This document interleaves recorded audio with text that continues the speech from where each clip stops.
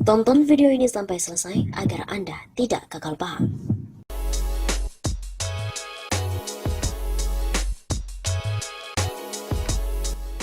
Halo Sobat 651 Safa, kembali lagi bersama dengan kami untuk mengulas fakta-fakta perpolitikan yang terjadi di tanah air.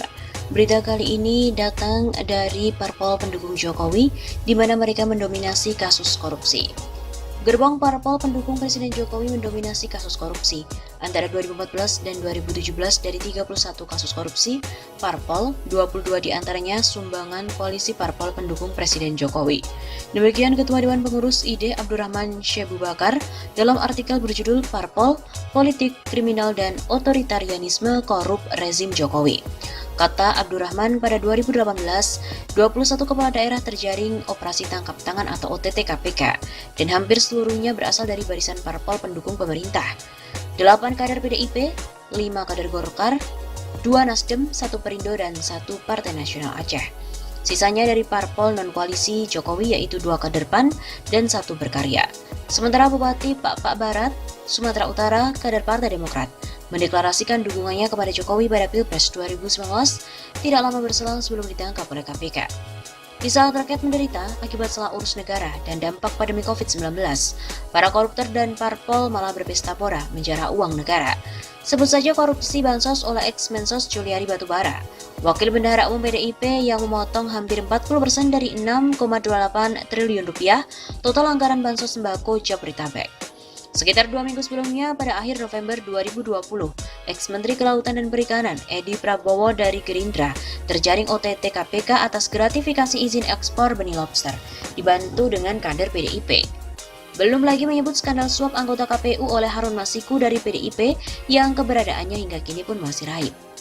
Masih panjang daftar skandal korupsi era otoritarianisme korup rezim Jokowi yang banyak melibatkan elit parpol, baik di pusat maupun di daerah.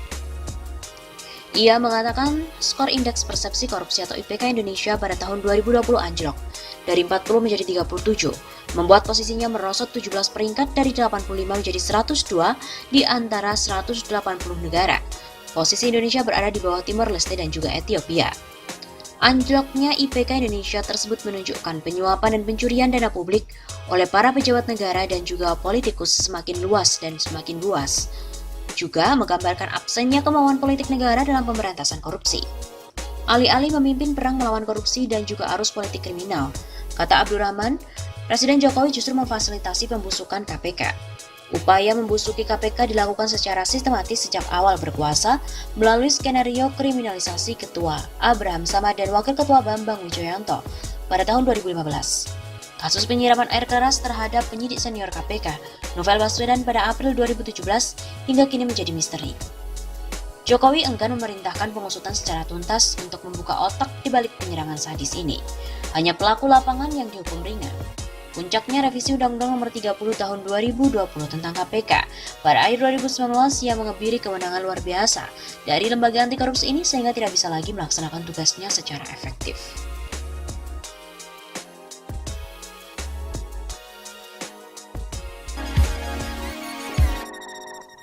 Politikus PDIP terima duit 1,5 miliar dan juga 2 Brompton.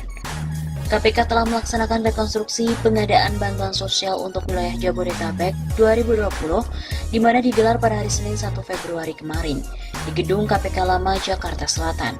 Dalam salah satu adegan reka ulang digambarkan terjadi pemberian duit antara Hari Sidabuke, pemberian suap dari swasta kepada Agustri Yogasmara alias Yogas. Yogas diketahui merupakan senior asisten Vice President Bank Muamalat Indonesia. Di tak nama yang menempel pada sosok Yogas, dituliskan ia adalah operator dari Ihsan Yunus, politikus PDIP. Dalam reka adegan itu, Hari Sidabuke digambarkan memberikan duit sebesar 1,53 miliar kepada Yogas. Hal ini terjadi di dalam mobil di Jalan Salemba Raya pada Juni 2020 yang lalu. Dalam reka adegan selanjutnya digambarkan kembali pertemuan antara Hari dan Yogas pada November 2020 dan kali ini pertemuan dilakukan di PT Mandala Hamonangan Sude. Dalam kesempatan itu Hari nampak digambarkan memberikan Yogas 2 unit sepeda Brompton yang kemudian dimasukkan ke dalam mobil dan status Yogas dalam reka adegan masih sebagai Ihsan Yunus. Ini bukan satu-satunya nama Ihsan Yunus yang muncul dalam reka adegan. Di awal reka adegan digambarkan Ihsan Yunus juga bertemu dengan Syafii Nasution, di mana diketahui merupakan Direktur Perlindungan Sosial Korban Bencana Alam, Kementerian Sosial. Pertemuan terjadi pada Februari 2020. Dalam rekonstruksi tersebut, nampak Adi Wahyono dengan rompi tahanannya juga hadir. Adi yang merupakan pejabat pembuat komitmen atau PPK di Kemensos telah ditetapkan sebagai tersangka dalam kasus ini.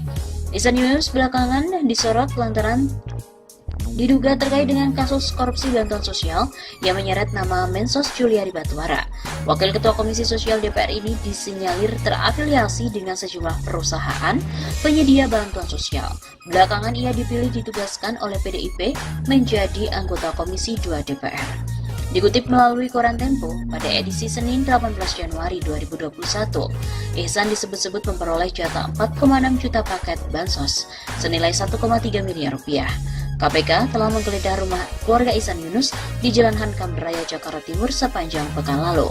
Ihsan membantah tuduhan terlibat dalam korupsi bansos.